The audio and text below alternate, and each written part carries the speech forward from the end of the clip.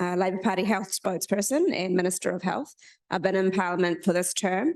Before that, I was an infectious diseases doctor at Wellington Hospital. So I came to Parliament mostly to help with the COVID response, and then got other jobs along the way, including this one.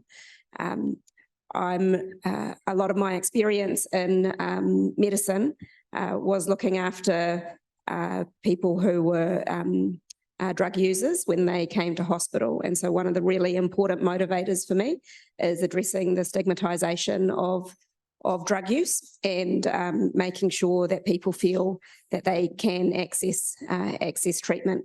And you'll see that in the work that we've done on hepatitis C, in particular with our plan to eliminate hepatitis C. Overall, you'll be aware the government has reformed substantially in the area of mental health and addictions, and including some reform when it comes to improving our approaches to harm minimisation. I think the framing for today's discussion is really interesting because Julianne and I are from parties that have done a substantial amount of work together on this, and many of the other parties who are contesting this election aren't here today. So I'd just say that in my previous engagements with Green Party spokespeople on these issues, there's always been a lot we can work on together. Probably today you'll hear about some of the differences because it's the two of us represented here, but just remember the people who aren't in the room today are probably the ones whose views are most discordant from ours. So I'm very happy to have this chance to talk to you all. Thank you. Kia ora koutou. My name's Genter. I've been a member of Parliament for the Green Party since 2011, so this is the end of my 4th term, and I was previously a health spokesperson and associate health minister, but our current spokesperson is Chloe Zorbrick, who picked up the spokesperson role for mental health and drugs when I was associate health minister, because I didn't have those delegations last term. But this issue is one that it's really close to my heart. I'm really passionate about. I guess growing up in the 1990s in the United States, I was subjected to that DARE education, and I was made aware at a pretty young age. I became aware of just how harmful and counterproductive the quote unquote war on drugs approach was, and that it was driven from the United States and pushed right across the world. And I was, campaigning for cannabis decriminalisation and legalisation in the 1990s. I have to say now they're almost entirely there in the United States. Most states have a legal regulated framework for dealing with cannabis. Some states have a harm reduction based approach like Oregon. Many other countries in the world have pioneered really effective programs that have reduced the harm caused by drugs. And I'm sorry to say that we have not got there yet in New Zealand. The Misuse of Drugs Act is not evidence-based, and it needs to be repealed and replaced. Awesome. So just a little bit of housekeeping and rules. This is super chill, so you're welcome to talk over each other if you want to, if you feel inclined to. But in general, I'm going to ask a question. You've got a minute to answer for your party's perspective and your perspective, and then I'm going to give you an additional minute after that to address your opponent's party's policies if you feel the need to, or just add on anything in particular. I'll give you a 10-second warning and we'll cut you off if you needed. Yeah, cool. So we'll start with Julianne. So do you believe that prohibition is an effective form of harm reduction for drug use? Absolutely not. Prohibition doesn't work. We know that the Greens have been calling for a shift to how we approach the regulation of the use of drugs to minimize harm and to ensure that people aren't criminalized for being addicts. And we've been doing that as long as the Green Party has existed, I think. But we still haven't been in cabinet. We haven't been around the cabinet table. And the only way that we're going to get this change, I think, is for the Greens to be in cabinet and have real levers of power in the next government. So I think there are harms from prohibition approaches, and so I'm eager to see us take steps to mitigate that, and we have through, for example, the work we've done with Know Your Stuff, the drug checking services, the wider rollout of treatment-based approaches, mental health and addiction services that we've done, and the Te Ara Oranga program, which is a really important program to address meth use in communities. It's well established in Northland that we're seeking to roll out more widely. I think I have, I guess, some concern about saying that liberalisation is the only solution. And I'm just aware that while there are great examples of decriminalisation around the world, I'm also aware of some where it hasn't gone as intended. So I think I'd just approach that debate a little bit more cautiously. Cool. You've got a minute to respond to that. Well, I mean, there's no question that we need a public health oriented approach. And in states like Colorado in the US, where it's not been very regulated, you get the same issue you get with junk food companies and with alcohol companies and tobacco and vaping, where there's a capitalist imperative, an opportunity to invest and to take advantage of people and push them to overconsume. And so that is not what the Greens have supported. We support a legal regulated framework such as the bill that was put to a referendum in 2020. The fact that that narrowly lost was not a reason to carry on with the Misuse of Drugs Act. And as much as I respect very much the work of Dr. Ayesha Verral, and as a person, I'm deeply disappointed that the majority Labour government did not take action on the Misuse of Drugs Act. Even people who voted no in the referendum supported a change there. I think this has been a long-standing discussion between our party in the last 3 years. So essentially, Labor considers the referendum has settled the issue of where we're going to land on marijuana and decriminalisation. But it was a referendum on cannabis, wasn't a referendum on the Misuse of Drugs Act. Anything you wish to add? Cool. Question 2. So should weed be decriminalised or legalised? And do you believe that the current system is sufficient? Yeah, so sorry, I think I skipped ahead a little bit in answering that last question. So as we said, we had a recent referendum. Labor's view is that we respect the view on that the outcome of that referendum. We did take the step of directing police to use their discretion more in prosecutions for pot, and to make sure that they primarily take a health-based approach to their interactions with people. I'm very open to the idea if there's areas where we need to continue to make sure our actions are having the intended outcome there, but there's no intention to decriminalise. Yeah, and the referendum wasn't about decriminalisation. It was about a specific proposal for a health-based approach to legalisation, and it was very, very close. So, and there wasn't a lot of information coming from the government at the time to help voters understand what the bill said. We heard a lot of disinformation from Judith Collins, then later the opposition, and it wasn't corrected by the Prime Minister, who refused to comment on the bill, which was deeply unhelpful to the debate. I think, for years, they had a question about whether or not we should prohibit alcohol on the ballot. I mean, literally every election. Maybe we should have this referendum and see if people's views are changing. But no matter what the outcome of the referendum, we all know that the Misuse of Drugs Act is wrong. It's harmful. It's not based on evidence, not just around cannabis, but like substances like MDMA and psilocybin, which have just been approved for prescription in Australia because of the evidence that they don't cause harm. They have incredible potential to reduce harm, to help people. And we can't change that without changing the Misuse of Drugs Act. I'm going to cut you off there. Cool. Ayesha, do you want to hop on that as a response? Do you have a response to that? Yeah, I think I see the therapeutic and recreational uses as quite different. And so if there was an application to MedSafe made for any of these, I guess, drugs that are being now discovered, previously thought of as recreational drugs, but now discovered to have therapeutic effects, then I think in that situation, there is no trouble with having them brought into the medicines regime. And then because you have multiple drugs that are in the meds regulated as medicines, but that are also restricted as drugs under the Misuse of Drugs Act. So, for example, fentanyl. Yeah, just on that, I mean, there are scientists and practitioners who are conducting trials around New Zealand now with some like psilocybin, LSD, and MDMA. And unfortunately, the classification under Misuse of Drugs Act does inhibit to some extent what makes it more difficult for them to run those trials. They have to jump through a lot more hoops.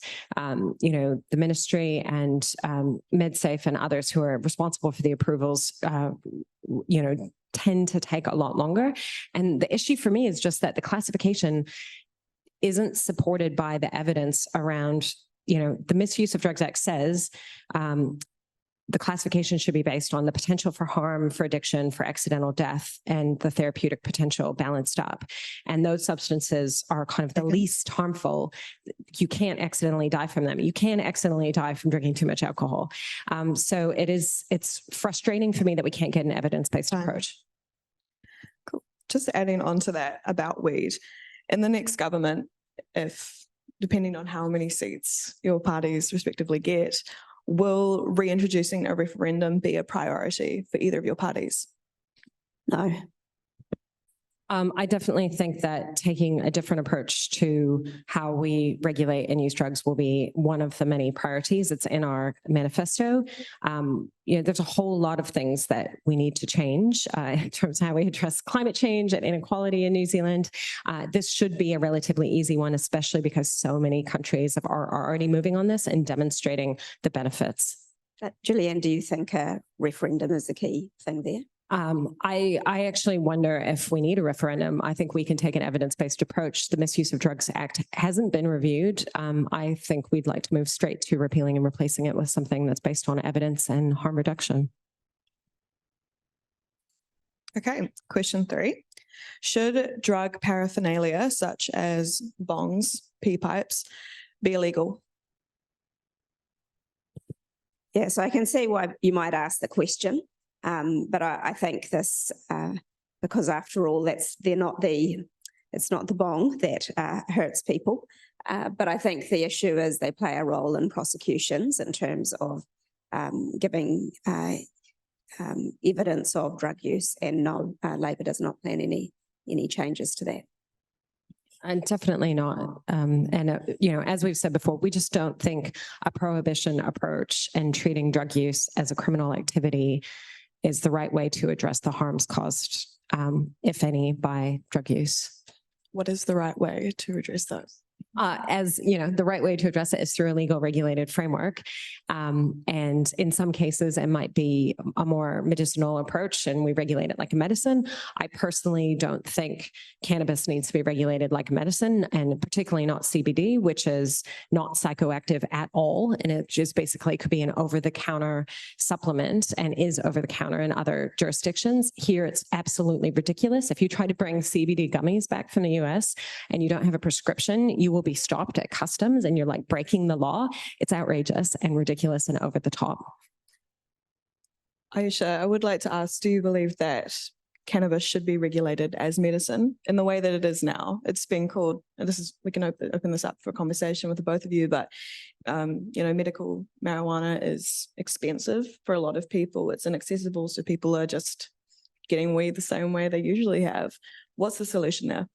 Yeah, so I just brought in a set of changes to how we're regulating medicinal cannabis with the intention essentially of addressing some of the problems with the market that have led to those high prices and the challenges for New Zealand producers in being able to meet export standards and things.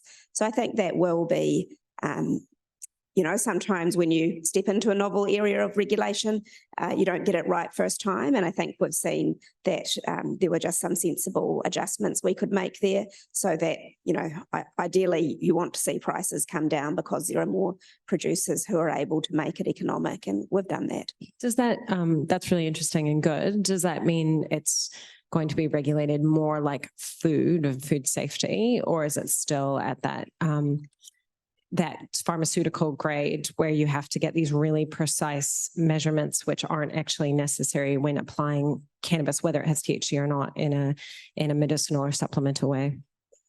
It is still under a medicines framework. And I guess I'll just step back and say the case for medicinal cannabis was made that people were suffering, people had needs for treatment. Cannabis was useful. Many people found just using it unprepared, and therefore an argument that it should be used in the medicinal way was made. And so now it's regulated as a medicine. And that's the outcome of that particular vein of advocacy. I think if we go down the line of that's what you get if you make that medical claim about the benefits of the product. But I mean, when it's CBD and there's not a psychoactive component, how is it different from vitamins? Well, vitamins are also, and natural health products under the Therapeutic Products Bill will be included in that same regulatory. But you don't need a prescription to get them. No, it depends. Painkillers, you don't need a prescription. Yeah. So I think just to be clear, no, we are not proposing that it is an over-the-counter product. Even for CBD, which has no psychoactive component. We are not proposing that, but as I've said, is it because of the fear that you might be seen to be legalizing a scary plant? No, I think it's because what people sought when they sought this law change was medicinal cannabis. So now we have medicinal cannabis. But I mean, if there are medicines that you don't need a prescription for because we know they're safe. And if there's no psychoactive component, Julianne, what is the argument? Julie, I'm just going to hop in there. So you're saying, just to clarify, that you would have CBD is not over the counter, but you could just buy it at a pharmacy. Yeah, absolutely. And that's how it is in the United States. And there's no argument that makes any sense to me for it being treated as something you need a prescription for when there's no psychoactive component and there's virtually no ill side effects that can come from it. How would you regulate that? What would stop a 14-year-old from walking in and getting a whole bunch of CBD gummies? Well, I don't think there's any problem with it. I mean, CBD is not harmful. It's not psychoactive. It's not let's just go back to what the science says and what the impact's going to be. We're not talking about THC. THC is the psychoactive component. In the United States, you can purchase CBD gummies and oil over the counter without a prescription because it's safe and it doesn't have a psychoactive component. I mean, it's like buying vitamin D or, I don't know, echinacea or something. I mean, if anything, I'm not totally clear on the evidence about the benefits. I think a lot more studies need to be done. But if there's no harm and people think it's helping them, I don't understand why you would restrict access. Ayesha, is there anything you want to add? Okay, cool. That kind of leads on to our next question 4. So Australia's recently legalised some forms of psychedelics for mental health use and mental health treatment. Thoughts? Can we do this in New Zealand? Is this a good idea for New Zealand? Why not? You can open up the floor to anyone. So I'm really interested in novel treatments for mental health problems. I think there's been a lot of, evidence over the years that have seen drug companies really create a lot of excitement about the existing antidepressive treatments, and then you wait 5 years and out come the reviews saying the results were never as strong as originally claimed. So I think we still have a need for more options for treatments for mental illness, and so I'm pleased whenever I hear about innovation in that space. Most of the time, when we get new treatments regulated in New Zealand, they are developed and the science is done overseas. So there is, I understand Julianne's point about wanting to have those studies done in New Zealand, but ultimately I don't think there is a barrier to getting drugs available in New Zealand that are shown to work and that are affordable and go through our pharmac process. So if there's positive evidence overseas, I don't see why there would be a barrier to them being approved in New Zealand. I think we're missing an opportunity to have the studies done here in New Zealand. And then the thing about these treatments is they're not just a pill you take every day, like you go get your prescription from the GP and then you take a pill every day. The way these treatments work is it's like 1 or 2, maybe 3 doses integrated with therapy, and that's where you get the most powerful benefits. So it'd be really interesting as well to do this in a framework that takes into account tangata whenua here in Aotearoa, some of whom, are dealing with pretty serious PTSD issues or addiction issues in their communities. And there are indigenous mushrooms that arguably they should have access to and be able to use as a taonga. And I think there's scope for really interesting work to be done right here to set up the protocol for how those treatments are going to run in a New Zealand context. Ayesha, do you have anything to respond with that? There's no issue with Julianne's last point there about protocols, about how things run in New Zealand, if there was if that would make research here more efficient. I think that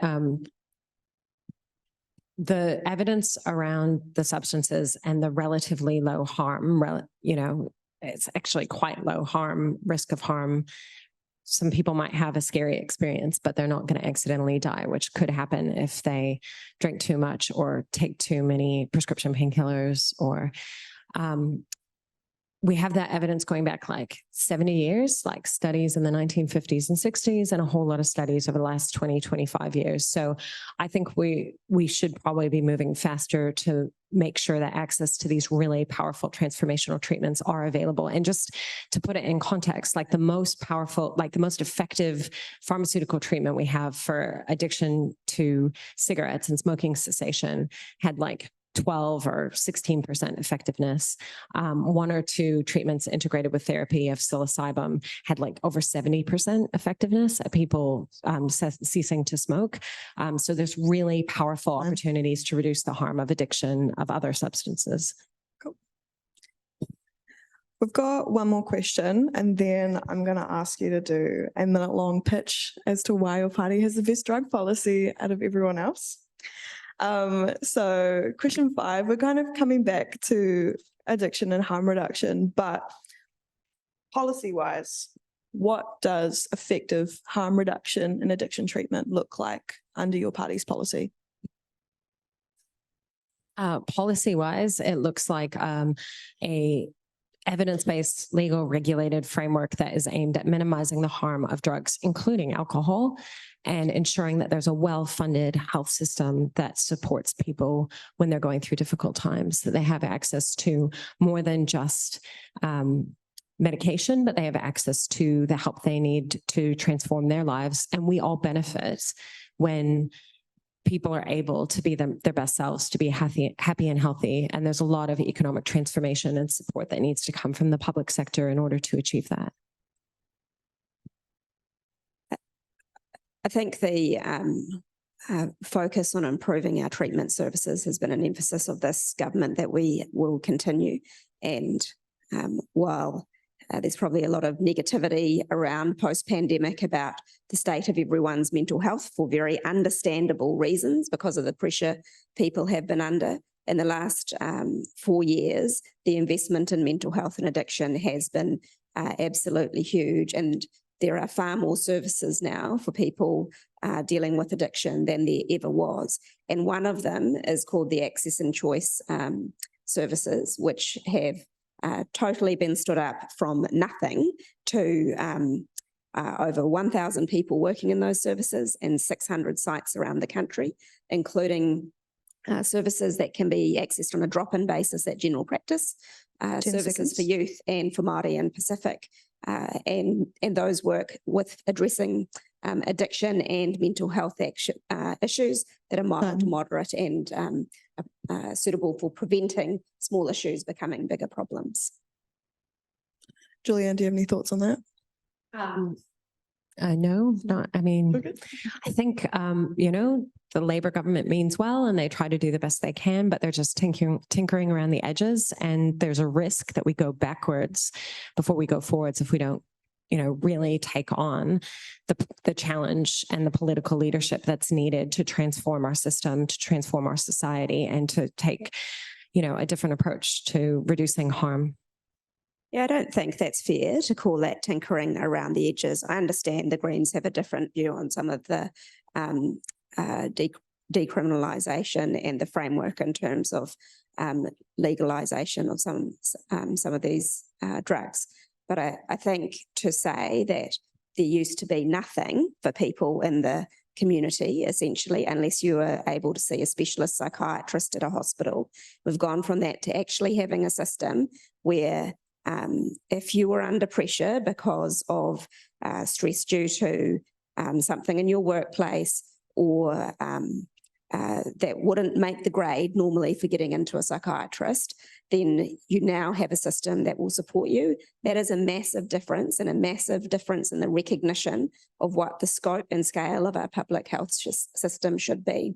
And I find it a little bit frustrating because I think unless that is a major change in what our health system should do. And it has actually been successful despite the opposition chipping away at it relentlessly over this term. Awesome. I'm going to give you guys a minute again to pitch to these lovely people here why your party is the best party, why your party has the best drug policy, why your party is the best for students in general, and why these people can trust you with their votes. So go for it.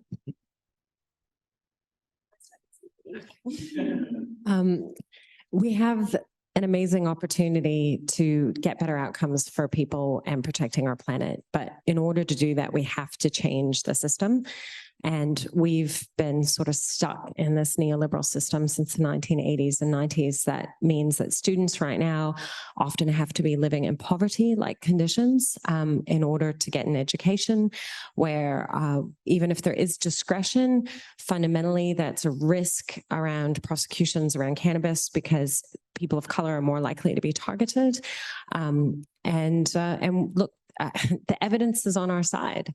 The evidence is there that a different approach will be beneficial for everyone, that will have less drug-related harm, that will have less people crowding up our court system and prisons, that we can support people to live in warm, dry, affordable homes where the rent's not always going up, and we can give students a minimum income so that they can live well while they get their education and pay it back with taxes if they do really well.